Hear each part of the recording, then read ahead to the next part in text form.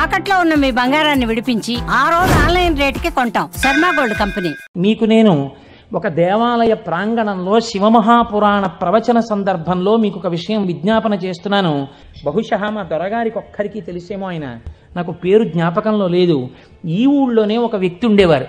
ఆయన ఒకసారి మా ఇంటికి వచ్చి ఒక్కసారి మీకు నమస్కారం చేసి వెళ్ళిపోతానని చాలా వ్యగ్రతతో అన్నాడు. సరే చెయ్యండి, కానీ అది మీరు నమస్కారం చేస్తానన్నట్టు లేదు, ఒక్కసారి మిమ్మల్ని కొడతానన్నట్టుంది.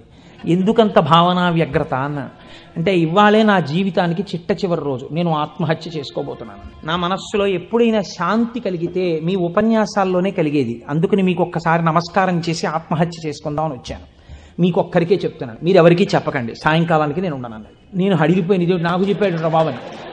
అది నేను తర్వాత ఎడతాను ఆఫీస్కి, అవసరమైతే హాఫ్ డే సీఎల్ ఎడతాను, కూర్చోండి అని కూర్చోబెట్టాను. అంటే బాబోయ్ ఇలా మా ఇంటికి వచ్చేయమని ఆలోచమండి. కాబట్టి కూర్చుంటే ఏమి మీకు ఎందుకు కలిగింది బాధ? ఆయన ఏదో పాపం చాలా చెప్పుకొచ్చాడు ఏడుస్తూ. నేనన్నా సరే ఒక పని చేయండి, ఆఖరి ప్రయత్నం ఒకటి చేయండి.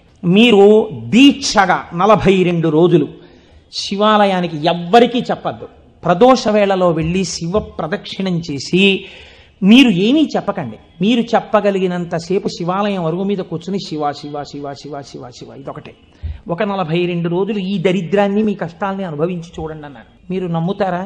ఆ వ్యక్తి నా దగ్గరికి వచ్చి నా జీవితంలో ఆశించని రీతిలో నా జీవితానికి ఒక కొత్త మలుపు తిరిగిందండి, నేను వరంగల్ వెళ్ళిపోతున్నాను, నేను సెటిల్ అయిపోతున్నానని చెప్పాడు. ఆ వ్యక్తే నాకు ఈ మధ్యనే మళ్ళీ ఫోన్ చేసి, కోటేశ్వరారు ఇప్పుడు నేను ఎంత ఆనందంగా ఉన్నాను అనండి, ఒక్కసారి మీరు ఏమైనా వరంగల్ వస్తారేమిటండి ఉపన్యాసాలకి, మీ దర్శనానికి వద్దాం అనుకుంటున్నాను, నేను కూడా కాకినాడ అన్నాడు. అయ్యా మీరు ఎప్పుడైనా కాకినాడ ఇప్పుడు అక్కర్లేదు, ఇప్పుడో తర్వాత వద్దురు కానీ, నేను వరంగల్ ఇప్పుడు మాత్రం రావట్లేదు, నేను వరంగల్ వస్తే చెప్తాను, అప్పుడు మీరు నా దగ్గరికి వద్దురు కానీ తప్పకుండా దర్శనానికి అన్నాడు.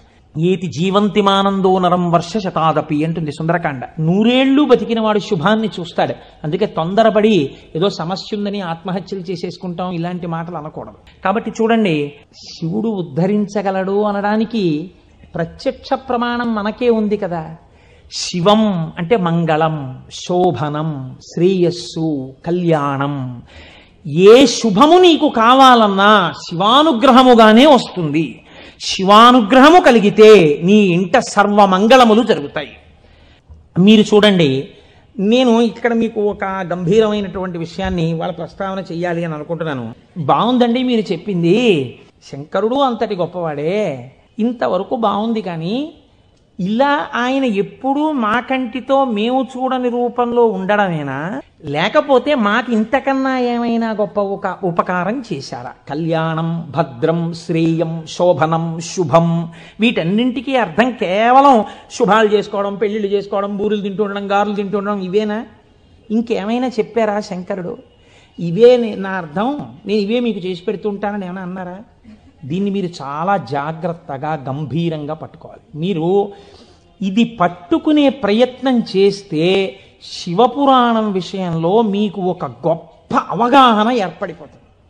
కాబట్టి చెవులు రిక్కించి చాలా జాగ్రత్తగా వినే ప్రయత్నం చేయండి. కదిలినటువంటి శివుని యొక్క స్వరూపాన్నే నటరాజమూర్తి అని పిలుస్తాం. తనలో తాను రమించిపోతున్నటువంటి శివుడు అలలు లేని సరస్సు. కాబట్టి తనలో తాను రమిస్తుంటాడు, కదలిక ఉండదు. ఇప్పుడు అదే శివుడు సృష్టికర్త, స్థితికర్త, ప్రళయకర్తగా ఉన్నాడు అనుకోండి, కదులుతూ ఉంటాడు. ఈ కదిలినప్పుడు నటరాజు నాట్యం చేస్తుంటాడు. నటరాజు సృష్టి స్థితి ప్రళయకర్త అయి నటిస్తున్నప్పుడు పక్కన దగ్గరగా ఎవరైనా నిలబడతారా? నిలబడి అలా చూస్తూ సంతోషపడిపోయే వాళ్ళు ఎవరైనా ఉన్నారా నటరాజుని? శ్రీ మహావిష్ణువు అంతటి వారు అసుర సంధ్య వేళలో మధ్యలో వాయిస్తూ ఉంటారు, శంకరుడు నాట్యం చేస్తుంటే ఇద్దరే చూస్తారు. అలాగా మిగిలిన వాళ్ళందరూ నటరాజ తాండవమునందు సహాయం చేస్తుంటారు. ఆ ఇద్దరెవరో తెలుసా? ఒకరు వ్యాఘ్రపాదుడు, ఒకరు పతంజలి. వీళ్ళిద్దరే చూస్తూ ఉంటారు. వ్యాకరణ మహాభాష్యం చెప్పేటప్పుడు 1000 మంది 1000 రకాలైన ప్రశ్నలు వేస్తారు. 1000 మందికి ఒకేసారి జవాబు చెప్పాలి. కాబట్టి ఇప్పుడు తాను ఎలా చెప్పాలి? తాను ఆదిశేషుడు కనుక శేషాంశతో చెప్పాలి, 1000 నాలుకలతో చెప్తాను. కానీ 1000 నాలుకలతో చెప్పినప్పుడు ఒక ప్రమాదం ఉంది. శేషాంశతో ఉంటాను, దానిలో విషపు గాలి కూడా వస్తుంది, ఎదురుగుండా కూర్చున్నవాడు బూడిదైపోతాడు. కాబట్టి తెర అడ్డం కడతాను. ఇది చిదంబరంలో జరిగిందండి యథార్థంగా. నేను ఒక తెర అడ్డం కట్టి లోపల నేను కూర్చుంటాను, మీరు బయట కూర్చోండి. మీరు ప్రశ్నలు అడుగుతూ ఉండండి, నేను చెప్పేస్తుంటాను 1000 నాలుకలతో.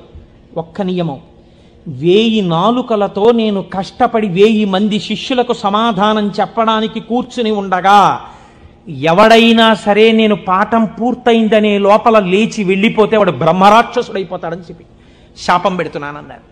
1000 మంది శిష్యులు కూర్చున్నారు. కొంతమందికి అసలు ప్రారంభంలోనే అనుమానాలు ఉంటాయి. అలాంటి వాళ్ళు కూడా ఉంటారు. ఇప్పుడు ఇది మోక్షద్వారం, ఇందులో దూరితే మోక్షం వస్తుంది అన్నాం అనుకోండి, ఇది ఎవరు పెట్టారండి అంటాడు. వెంటనే వాడు వచ్చాడు. అసలు ముందు తెలుసుకోవడం కన్నా అనుమానాలు ఎక్కువ. అక్కడే పతనం ప్రారంభం. విన్నదాన్ని మననం చేసి దీన్ని మనం ఎంత అనుష్ఠానంలోకి తెద్దామని చూడకుండా మనం ఎన్ని అనుమానాలు ఇందులో తెచ్చేసుకుందాం అనేటప్పటికీ అది ఎప్పటికీ ఆగవు. మీకు ఎప్పటికీ ఆగవు అనుమానాలు. ఇప్పుడు ఏమైపోయింది, ఇందులో ఒకటికి అనుమానం వచ్చింది. ఏటో వెళ్ళిపోతే బ్రహ్మరాక్షసుడు అంటున్నాడు. ఈ మాట వినగానే అసలు నాకు తోచడం మానేసింది. అసలు ఈయన మొదలెట్టే లోపలే కాసేపు బయటికి వెళ్ళి తిరిగి వస్తే మనశ్శాంతిగా ఉంటుంది. పాఠం మొదలెట్టే లోపల వచ్చేద్దామని ముందే వెళ్ళిపోయాడు ఆయన. పాఠం మొదలెట్టేటప్పటికి వద్దాం, కాస్త మనశ్శాంతి వస్తుంది. లేకపోతే ఈయన ఏమిటో లోపల నేను 1000 నాలుకలు అంటున్నాడు, తెరత్తకూడదు అంటున్నాడు, ఓరు నాయనో ఇదంతా ఏ గొడవగా ఉంటుందో, వెళ్ళిపోతే బ్రహ్మరాక్షసుడు అంటాడు. ముందే కాస్త తిరిగి వస్తే, అలా తిరిగి వచ్చేస్తే కాస్త మనశ్శాంతిగా ఉంటుంది. అప్పుడు వచ్చి కూర్చుందాం పాఠానికని ముందే వెళ్ళిపోయాడు ఆయన. అంటే ఎలా ఉంటారో చూడండి లోకం. ఇప్పుడు పతంజలి వ్యాఖ్యానం మొదలుపెట్టారు. 1000 నాలుకలతో చెప్పేస్తున్నారు ఆయన పాఠం. ఒక ఆయనకి అనుమానం వచ్చింది. ఏమిట్రా 1000 మంది అడుగుతున్నాం, 1000 మందికి చెప్పేస్తున్నాడు సమాధానాలు, ఎలా చెప్తున్నాడు రా ఈయన? తెర అడ్డం కట్టాడు, నేను చెప్తాను లేండి అన్నాడు. నిజంగా అసలు ఎలా చెప్పగలుగుతున్నాడో ఒక్కసారి చూద్దామని. చూడండి, సేవ చేస్తున్నారు పరమాత్మకి అని తెరడ్డం పెడితే ముందు వరుసలో కూర్చున్నవాడు తెరెత్తి చూస్తుంటాడు. ఎంత తప్పది అంటే అది కూడా భక్తి. కాబట్టి అలా ఆ పతంజలి అటు కూర్చుని ఉండగా ఒక శిష్యుడు ఏం చేశాడంటే మెల్లిగా తెరెత్తాడు. తెరెత్తి చూశాడు. చూసేటప్పటికి విషపు గాలి వాడు ఒక్కడి మీదకే పెడుతుందా? ఈ 999 మంది బూడిదైపోయారు. అట్నుంచి ప్రశ్న ఆగిపోయింది. ఆగిపోగానే పతంజలికి అనుమానం వచ్చింది. ఏదో జరిగిందని ఆయన పాఠం ఆపి లేపి తెర తీసి చూశారు. బూడిద రాసులు ఉన్నాయి. అరేరే చచ్చిపోయారా 1000 మంది అనుకున్నారు. ఇంతలో పాఠం వినడానికి కొంచెం మనశ్శాంతితో వద్దామన్నవాడు వచ్చాడు. నువ్వు ఎక్కడికి వెళ్ళావురా అని అడిగాడు ఆయన. అది నేను చెప్తాను కానీ వీళ్ళు ఏంటంటే 999 బూడిద కుప్పలు ఏమిటండి అన్నాడు. వాడు బుర్ర మరీ పాడైపోయాడు. ఆయన అన్నారు, కంగారు పడకు, నేను ముందే చెప్పాను కదా తెరద్దని. ఎవడో ఎత్తాడు, బూడిదైపోయారు. నువ్వు మాత్రం ఒక్క శిష్యుడు మిగిలావురా, మీకు 1000 మందికి పాఠం చెప్తానన్నాను, కనీసం ఒక్కడే మిగిలావు, నీకు చెప్తాను పాఠం అన్నారు. వాడు అడిగిపోయాడు, అయ్యి బాబోయ్ పాఠమే అని.